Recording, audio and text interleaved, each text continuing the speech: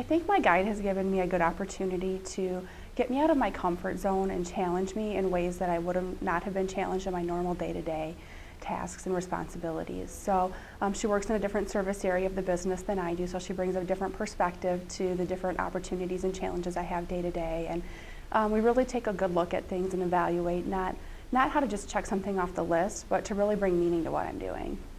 Within our own firm, the structure that they do it in is for the monthly calls, we hold them together in the conference room. The guides normally sit in on it, and it leads to some really great discussions about the topics at hand.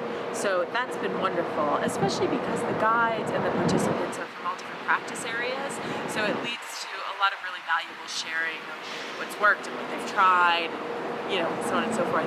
They usually encourage, give me ideas of how we can get those client meetings set up sooner, or when might be the appropriate time to schedule something like that, depending on the time of year or what we're currently working on with them. So we have once a month meetings, and we sit down and we go through everything that either I've done on the webinar, my project, or any other issues that come up within the firm. And that's our time that we just discuss.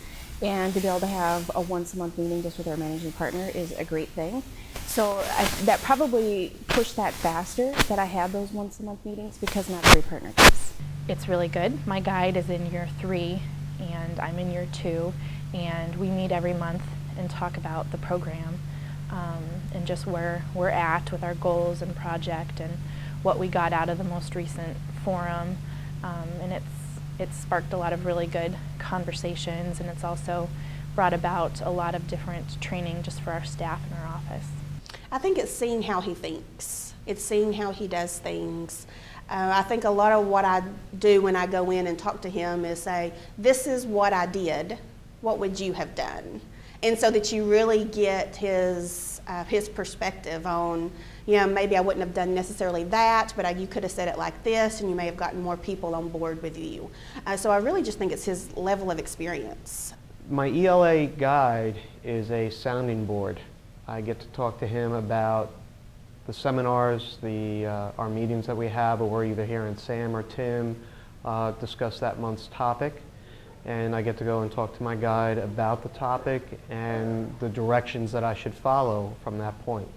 He's always inquisitive about what's going on, and he sits in on the majority of our monthly seminars that we have, and then we usually talk a little bit afterwards, and then we'll also follow up with another conversation, usually sometime during the month. It has certainly given me much more insight than I thought I knew about issues and challenges in the profession as we see them today.